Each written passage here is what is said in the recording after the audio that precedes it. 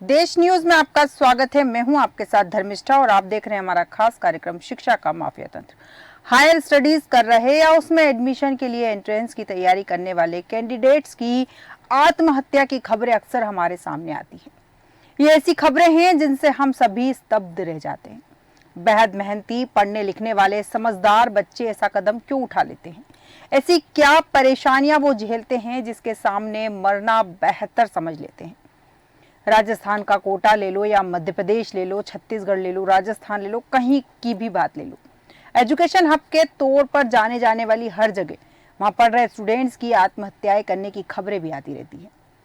हालांकि बात करें अगर हम कोटा की, तो कोटा में स्टूडेंट्स का आत्महत्या करने का पिछले 3 साल का रिकॉर्ड बताता है कि वहां 2021 में 10 सुसाइड, 2022 में 12 और 2023 में सितंबर तक 8 सुसाइड के मामले सामने आए। एक्सपर्ट इस मामले में मानते हैं कि स्टूडेंट्स ऐसा कदम क्यों उठाते, इसके पीछे ही वजह क्या हो सकती है। इन मामलों की जानकारी व यूनाइटेड वी केयर की सीईओ फाउंडर रितु मल्होत्रा की माने तो कोटा में हाई प्रेशर माहौल में स्टूडेंट घंटों तक लगातार पढ़ते रहते हैं, एक दूसरे स्टूडेंट से कंपटीशन करते हैं, जो कि उनकी मेंटल हेल्थ के लिए खराब साबित होता है। बहुत से मामलों में ऐसा भी होता है कि सेट किए गए लक्ष्य में छात्र का मन फिट नहीं बैठता। ऐसा भी होता है कि माता पिता चाहते हैं कि बच्चा पढ़ाई करे, लेकिन बच्चा आर्ट्स या सिनेमेटोग्राफी बनना चाहता है। फेल होने का डर, एंट्रेंस क्लियर न करने का खौफ भी बच्चों को एंजाइटी और डिप्रेशन की ओर ले जाता है।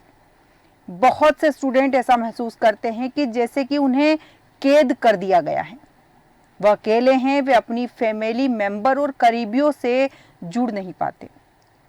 नींद पूरी न लेना और अनहेल्दी चीजें खाने की आदतें भी मेंटल हेल्थ को इफेक्ट करती है।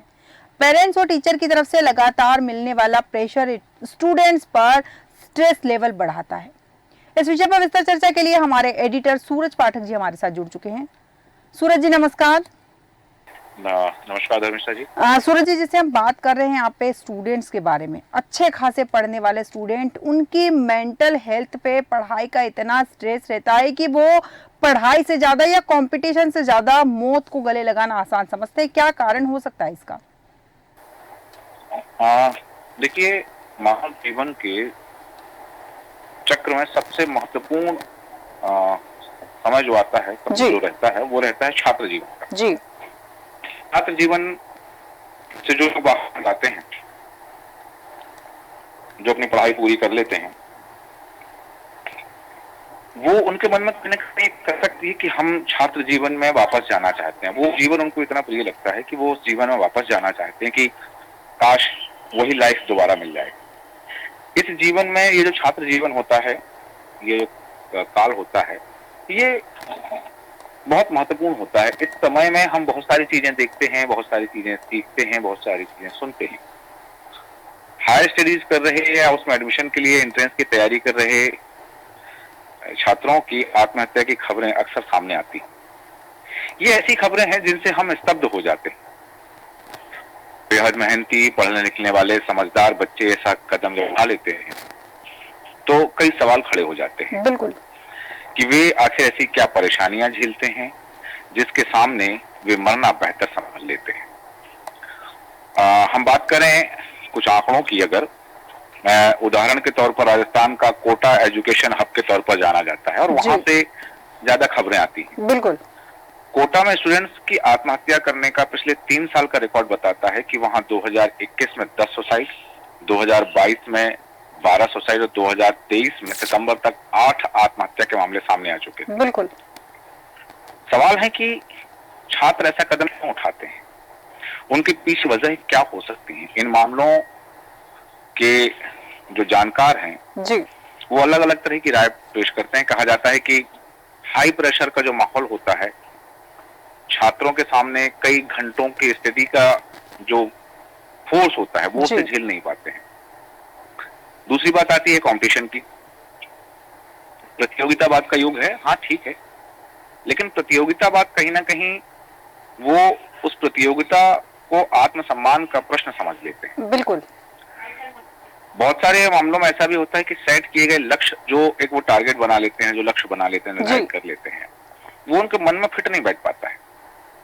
ऐसा होता है कि माँ बाप चाहते हैं कि बच्चा ये कोर्स करे, ये विषय चुने या इस संदर्भ में जाए, लेकिन बच्चे का मन अलग होता है।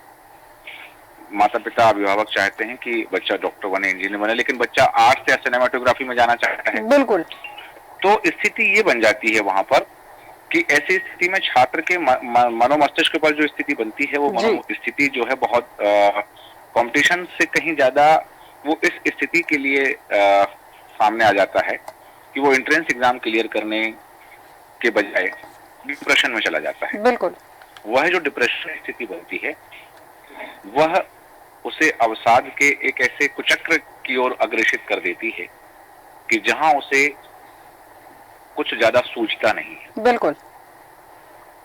और सवाल आया कि इसके लिए जिम्मेदार कौन? क्योंकि जिम्मेदार विद्यार्थी है, माँ बाप हैं या इंस्टीट्यूट है। क्योंकि जिम्मेदारी सभी की तय होती है, जवाबदेही सभी की तय होती है। बिल्कुल। इस जिम्मेदारी में कोई अपना दामन खींचना चाहे एक अलग बात है, लेकिन जिम्मेदारी सभी की बनती है। और जब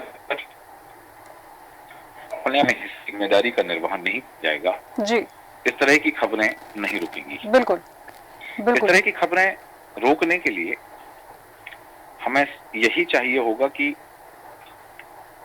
एक तरफ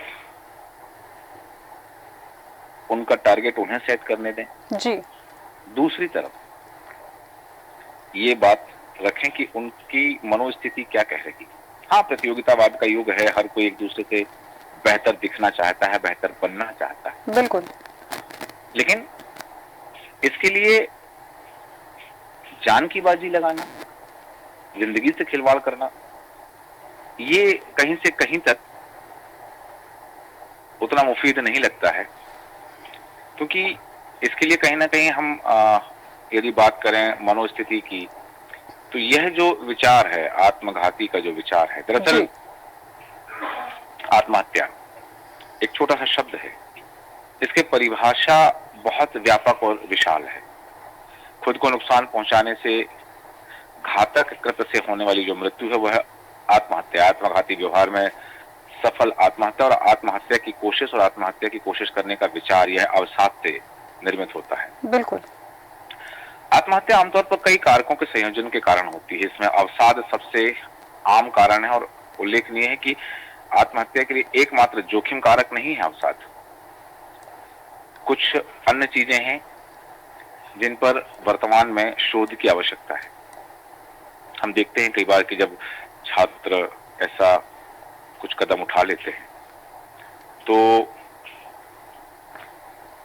वो एक पत्र छोड़कर जाते हैं और वह पत्र सिर्फ इतना लिखा रहता है माता पिता को संबोधित करते हुए कि मुझे माफ करना, मैं आपके सपनों को पूरा नहीं कर पाया। माता पिता के सपनों को पूरा न कर पाने का इतना अवसाद कि एक जिंदगी खत्म हो जाए, क्योंकि पढ़ाई और करियर के बोझ तले ये जननी जान दब जाती है। बिल्कुल। तो ये हम केवल कोचिंग इंस्टीट्यूट की बात नहीं कर रहे हैं, हम कॉलेज की बात नहीं कर रहे हैं, यूनिवर्सिटी की बात नहीं कर रहे हैं, क्योंकि वर्तमान में कम उम्र में ही बच्चे पढ़ाई और करियर को लेकर इस तरह से तनाव में हैं कि वो कोई भी कदम उठा लेते हैं। बिल्कुल। बच्चों में तेजी से विकसित हो रही आत्महत्या की प्रवृत्ति, उसकी रोकथाम के लिए शिक्षण संस्थानों में काउंसलिंग रखने का प्रावधान किया गया है। बिल्कुल। समय समय पर काउंसलिंग किए जाने की जरूरत है और साथ ही अभिभावकों को भी बच्चों के साथ प्यार से पेश आना चाहिए। जब हम पढ़ते हैं कि पापा मम्मी सॉरी मैं आपके सपनों को पूरा नहीं कर पाया, तो वो शब्द उनके लिए कितने हृदय विदारक होते होंगे, हम कल्पना कर सकते हैं। बिल्कुल। आखिर क्यों इतनी कम उम्र में बच्चे आत्महत्या कर रहे हैं? यह चिंता और चिंतन का विषय। बिल्कुल। जहाँ चिंतन भी किया जाए इस पर और चिंता भी की जानी चाहिए। बिल्कुल। आज के दौर में बच्चों पर शिक्षा को लेकर इतना दबाव रहता है कि कम उम्र में कठोर कदम उठाने से नहीं चूकते। और सबसे बड़ी बात है कि जो बच्चों की काउंसलिंग है उसे नजरअंदाज किया जा रहा है। बिल्कुल। अभिभावकों के व्यवहार पर सवाल उठ रहे कि आखिर ऐसा क्या है, ऐसी कौन सी बात है वो जो कह नहीं पाते हैं। क्योंकि यहाँ एक बात का हमें जरूर ध्यान देना होगा धर्मिष्ठा की, बच्चे जहर खाकर आत्महत्या कर लेते हैं, फांसी लगा के आत्महत्या कर लेते हैं। और ये जो उम्र है, इस उम्र में जहां बच्चों की जो मनोस्थिति होती है, उस मनोस्थिति में उन्हें स्नेह की, जैसे हम आम भाषा में कहते हैं कि पैम्परिंग की आवश्यकता पड़ती है, बिल्कुल। कहीं ना कहीं वो उन्हें नहीं मिल पाता है। यदि इस कार्यक्रम को ऐसे लोग जो बच्चों के माता पिता हैं जी। वो देख रहे हैं, तो मैं जरूर आग्रह करना चाहूंगा कि वो बच्चों के मन को समझें, मनोस्थिति को समझें, और उस मनोस्थिति को समझने के साथ जी। इस बात पे गौर करें। मैंने जो शब्द कहा है कि केवल ये चिंता का विषय नहीं है, यह चिंतन का विषय भी है बिल्कुल। कि आखिर वास्तव में वो कौन से कारण हैं, वो कौन से कारक हैं जिन कारणों से बच्चे इस तरह के कदम उठा लेते हैं। हमें एक बात समझना पड़ेगा कि यह जो तनाव का विज्ञान है, मैं इस शब्द का प्रयोग कर रहा हूं कि यह तनाव का विज्ञान है जी, क्योंकि इस पर कई रिसर्च हुई हैं, कई स्टडीज हुई हैं, और उनसे पता चलता है कि छात्रों को जब खराब ग्रेड या शैक्षणिक असफलता का अनुभव होता है जी, तो उनके शरीर में कोर्टिसोल तथा कथित तनाव का जो हार्मोन है जी, जिसे कोर्टिसोल कहा जाता है, आमतौर पर वह बढ़ जाता है। अधिकांश विद्यार्थियों के लिए एक दिन बाद वापस सामान्य तौर पर आ जाते हैं, लेकिन कुछ विद्यार्थियों के लिए यह जो कोर्टिसोल हार्मोन है यह हमेशा हाई रह जाता है। बिल्कुल। वे छात्र असफलता पर टिके रहते और उससे आगे नहीं बढ़ पाते और आगे बढ़ने में उनको कठिनाई होती है। बिल्कुल। जो शोध हुए हैं उसमें सामने आया है कि विशेष रूप से तनावपूर्ण समय, हाई स्कूल में संक्रमण के दौरान या उस बीच ऐसे छात्रों का जो रहता है वो एकाकीपन को झेलते हैं, क्योंकि इसमें एक बात की गई है कि जो फर्स्ट सेमेस्टर होता है बच्चों का, उसमें वो बहुत तनाव महसूस करते हैं और उस तनाव को वो एक्सप्रेस नहीं कर पाते।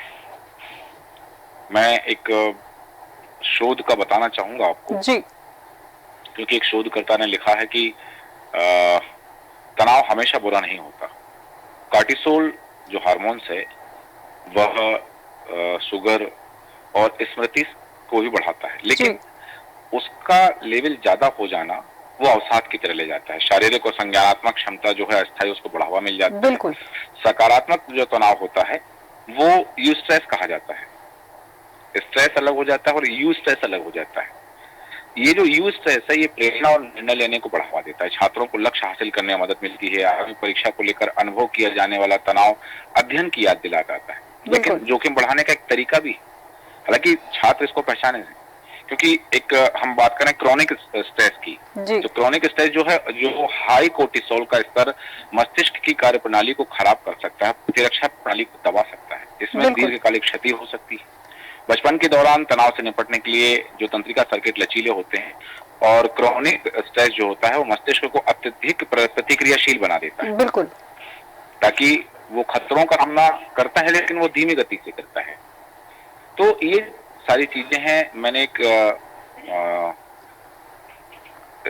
रिसर्च का भी जिक्र किया है जिसमें इसमें हमें, जैसे मैंने कहा कि ये जिम्मेदारी केवल छात्र की नहीं है, अभिभावकों की भी जिम्मेदारी है और साथ में जिम्मेदारी है उन इंस्टीट्यूट की शिक्षकों की। बिल्कुल। क्योंकि एक छोटा सा उदाहरण मैं देना चाहता हूं आपको कि जब मनुष्य अपने आप को या किसी भी आयु में हो किसी खतरे के सामना करते हैं तो मस्तिष्क के आधार पर एक छोटा सा क्षेत्र, जैसे हम हाइपोथैलेमस कहा जाता है, शरीर का ये अलार्म सिस्टम चालू कर देता है। एक अनुमानित खतरे का एक उदाहरण जो है कि यदि कोई व्यक्ति सुबह की सैर पर निकला है, मॉर्निंग वॉक पर निकला है, और यदि कोई डॉगी उस पर भौंकता है तो उसका जो तंत्रिका और हार्मोनल सिस्टम एक्टिवेट होता है और एक संकेत देता है, और साथ ही उसके शरीर में एड्रेनल ग्रंथियां को जो है एड्रेनालाइन करता है, कार्टिसोल जैसे हार्मोन्स की वृद्धि करने के लिए प्रेरित करता है। बिल्कुल। तो एड्रेनालाइन जो है वो दिल की धड़कन तेज कर देता है, बीपी बढ़ा देता है, वो आपको अधिक ऊर्जा देता है। लेकिन कोर्टिसोल जो प्राथमिक तनाव में हार्मोन रक्त प्रवाह में बढ़ा देता है वो। तो कोर्टिसोल उन कार्यों को भी धीमा कर देता है जो लड़ाई या उड़ान की स्थिति में हानिकारक होते हैं। बिल्कुल। हालांकि प्रतिरक्षा प्रणाली की प्रतिक्रिया को भी यह बदल दे। जी।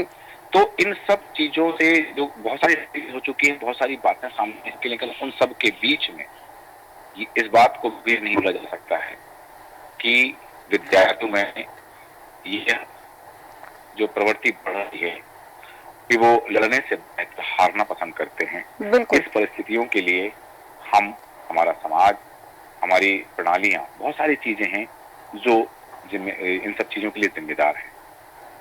और इसके लिए सिर्फ और सिर्फ यदि एक बात है कि ये कैसे इनको कंट्रोल किया जा सकता है, जी। तो सबसे बड़ी बात है कि चाहे परीक्षा का दिन हो या असाइनमेंट वाला दिन हो या आम दिन। कई बार होता है कि चीजें योजना के अनुसार नहीं चलती। बिल्कुल। क्योंकि यहाँ एक बात मैं बताना चाहूंगा कि स्कूली छात्रों का जो तनाव होता है, जी। वो उनके जो तनाव के जो अनुभव होते हैं वो बहुत विषैले होते हैं।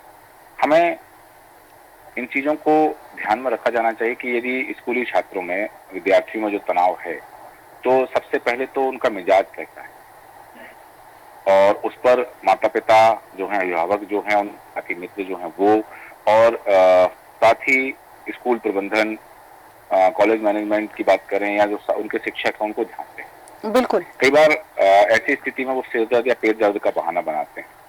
हालांकि उनको ये चीज फील भी होती है कि मेरा सिर दर्द कर रहा है या पेट दर्द कर रहा है, लेकिन वास्तव में वो केवल कॉर्टिसोल के कारण उनके अंदर वो चीजें पैदा होती हैं। बिल्कुल बिल्कुल। कई बार हमें इन चीजों को भी नजरअंदाज नहीं करना चाहिए कि प्रतियोगिता को लेकर के, किसी बात को लेकर के छात्र पीछे हट जाते हैं। बिल्कुल। यदि कक्षा में शिक्षक ने कोई प्रश्न पूछा तो उसका उत्तर देने में वो हिचकिचाते हैं। इन चीजों पर ध्यान रखना होगा, और इन चीजों के लिए हमें सबसे पहले जिन चीजों का ध्यान रखना है कि स्टूडेंट लाइफ में तनाव यदि है तो उसका प्रबंधन कैसे करें, उनका मैनेजमेंट कैसे करें। बिल्कुल। ध्यान एक अच्छी चीज है इसके लिए, संगीत एक अच्छी चीज है, ब्रेक लेना बहुत जरूरी है, और सबसे बड़ी चीज है कि उनको आराम करना चाहिए, और साथ ही इस बात का ध्यान रखना चाहिए कि उनके लिए कौन सा माहौल सुखद है। बिल्कुल। इन सब चीजों को यदि हम देखते हैं तो कहीं ना कहीं चीजें हमें साफ पता चलती है। क्योंकि यहाँ एक बार जिक्र करना चाहूंगा जी कि यदि शरीर में बीमारी है तो उसके लक्षण सबको साफ मिलते हैं, लोग उनका इलाज भी करवाते हैं।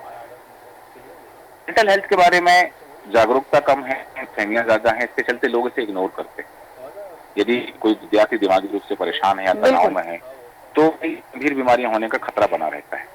हेल्दी रहने के लिए स्ट्रेस फ्री रहना जरूरी है, और स्ट्रेस बॉडी का नॉर्मल रिएक्शन है, लेकिन जब हद से ज्यादा स्ट्रेस बढ़ जाए तो ये जान के लिए भी खतरा बन जाता है।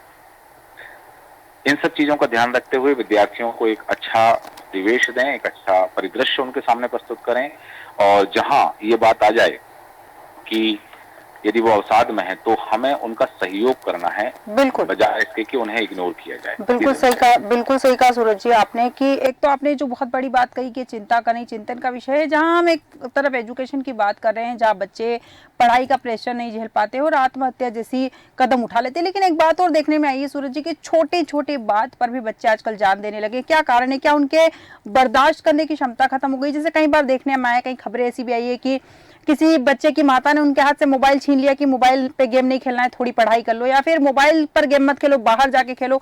उतनी सी बात पर एक बच्ची छत से नीचे कूद गई। तो क्या लगता है आपको कि उनका जो बर्दाश्त करने की जो क्षमता है वो धीरे धीरे कम होती जा रही है? हाँ, ये बिल्कुल बहुत उचित प्रश्न है कि ये जो बहुत छोटी छोटी बातें जी, जैसा आपने एक उदाहरण दिया कि मोबाइल ले लिया, मोबाइल चलाने से मना किया, तो आजकल जो वर्तमान पीढ़ी है हमारे सामने, ये ईगोइस्टिक पीढ़ी है। इनका अपना ईगो बहुत जल्दी हर्ट होता है, छोटी छोटी बात पर आपा खो देते हैं, लोगों में बर्दाश्त करने की क्षमता कम हो रही है, छोटी छोटी समस्याओं को लेकर आत्महत्या कर लेते हैं। कोई परीक्षा में फेल होने पर जान दे रहा है, कोई नौकरी छूट जाने पर आत्महत्या कर लेता है, कहीं पति और पत्नी के बीच वैवाहिक संबंधों के कारण आत्महत्या के मामले सामने आ रहे हैं, कहीं बीमारी का इलाज ना हो पाने के कारण लोग जान दे रहे हैं। यदि हम बात करें एनसीआर की, नेशनल क्राइम रिकॉर्ड ब्यूरो की यदि बात करें, तो आत्महत्या के मामले में बढ़ोतरी लगातार हो रही है। बिल्कुल। यहाँ सबसे बड़ी चीज है कि लोग लड़ना नहीं चाह रहे हैं। लोग लड़ने से बेहतर जो है वो चाहे वो हारना पसंद करते हैं। लोग एक दूसरे मतलब अपनी बातें शेयर नहीं कर पाते के हिसाब से, वो अपनी बातें किसी को बता नहीं पाते हैं। जहां उनकी समस्याओं का समाधान हो सकता है वहां वो समस्याओं का समाधान नहीं ढूंढते हैं। बिल्कुल। तो ये जो चीजें हैं, सबसे बड़ी चीज हमें ये जानना होगा कि इसके लिए जैसे बच्चों में आत्महत्या का जो ट्रेंड बढ़ रहा है, दरअसल इसके लिए अभिभावक और शिक्षक दोनों जिम्मेदार हैं। परीक्षा में सफलता जीवन और असफलता मृत्यु के समान है, ये उनको बता दिया जाता है। बच्चों को यह एहसास कराया जाता है कि यदि तुम फेल हो गए तो तुम्हारी जिंदगी फिर किसी काम की नहीं है। ये ट्रेंड उनमें नहीं डालना है, ये बात उनके दिमाग में नहीं डालनी है। बिल्कुल बिल्कुल। अभिभावक कई बार खुद डॉक्टर बन जाते हैं तो बच्चों वो डॉक्टर ना बने। बच्चों का डॉक्टर बनने का प्रेशर, खुद आईएएस नहीं बन सके लेकिन बच्चों को आईएएस बनाने का प्रेशर दिया जाता है। कम उम्र में जब बच्चों को इतना दबाव होगा तो वो गलत कदम उठा ही लेते हैं। बिल्कुल। और इस बात की आशंका हमेशा बनी रहती है कि पति पत्नी के विवाद में अक्सर आत्महत्या तक ये विवाद पहुंच जाते हैं। सबसे बड़ा कारण है कि दंपति अपने विवाद में किसी को बीच बचाव की गुंजाइश ही नहीं देते। वह अपने विवाद और मनमुटाव के बारे में घर वालों से ही बात नहीं करते हैं, ना ही पड़ोसियों से बताते हैं। ये जो अकेलापन, एकाकीपन आता है, यह अवसाद को जन्म देता है और समस्याओं को बर्दाश्त करने या सुलझाने की समस्या जो है क्षमता जो है वो कम हो जाती है। और आत्महत्या के बाद लोग सबसे पहले उसका कारण खोजते हैं। जब कोई आत्महत्या करता है तो सबसे पहले उसका कारण खोजा जाता है, जबकि सच बात यह है कि आत्महत्या का कोई कारण नहीं होता। यह लंबे समय तक किसी परिस्थिति में बने रहने से उत्पन्न हो जाती है, जब व्यक्ति को ऐसा लगने लगता है कि उसके पास कोई समस्या का समाधान नहीं है। इसलिए यह जरूरी है कि जब हम किसी को परेशान देखें, किसी को अवसाद में देखें, तो हताश देखें, चिड़चिड़ा हो रहा है कोई व्यक्ति अकेलापन महसूस कर रहा है, तो उसमें ऐसे कुछ लक्षण दिखने लगते हैं कि वो आम लोगों से अलग होने लगता है, आम लोगों से कटने लगता है, वो अकेला और गुमसुम रहने लगता है, उसका स्वास्थ्य प्रभावित होता है, वो बात नहीं करना चाहता है लोगों से। तो उसे इस बात का एहसास कराया जाए कि वो अकेला नहीं है, उसकी समस्या का समाधान दूसरों के पास भी हो सकता है। परीक्षा में फेल होने वाला हर बच्चा सुसाइड नहीं करता है। इससे साफ है कि जिन बच्चों ने सुसाइड की, आत्महत्या की, उनके अंदर ऐसी समस्या का सामना करने की क्षमता कम थी, इसलिए उनको ऐसा कदम उठाना पड़ा और उन बच्चों पर ध्यान देने की ज्यादा आवश्यकता है। बिल्कुल बिल्कुल सही कहा सूरज जी आपने कि उन बच्चों पर, क्योंकि हर बच्चा फेल होने पर सुसाइड नहीं करता। कुछ ही बच्चे ऐसे होते हैं जो आत्महत्या जैसा कदम उठा लेते हैं, लेकिन ये कदम नहीं उठाना चाहिए। बहुत बहुत धन्यवाद हमारे साथ तमाम जानकारी साझा करने के लिए। बेहद मेहनती, पढ़ने लिखने वाले समझदार बच्चे ऐसा कदम क्यों उठाते हैं, ऐसी क्या परेशानियां वो झेल रहे होते हैं। हमारे एडिटर सूरज पाठक जी ने साफ कहा कि जब बच्चे अपने मन की बात नहीं कह पाते, अपने माता पिता से, अपने शिक्षकों से अपनी बात शेयर नहीं कर पाते, अंदर ही अंदर घुटते रहते हैं, तब वो इस तरह का कदम उठाते हैं। सबसे बड़ी चीज ये है कि जब आपको गुस्सा आए, जब आपको चिड़चिड़ाहट आए, बोलिए, उसे शेयर करिए। जब शेयर करेंगे आप तो अपने अंदर का जो उद्गार है वो निकल जाएगा। जब उद्गार निकल जाएगा तो हार का डर भी निकल जाएगा। एग्जाम देने से पहले या एग्जाम देने के बाद में हार का डर बना रहता है, लेकिन आत्महत्या उसका समाधान नहीं है। हमारे आज के खास कार्यक्रम में फिलहाल इतना ही। बने रहिए देश न्यूज के साथ।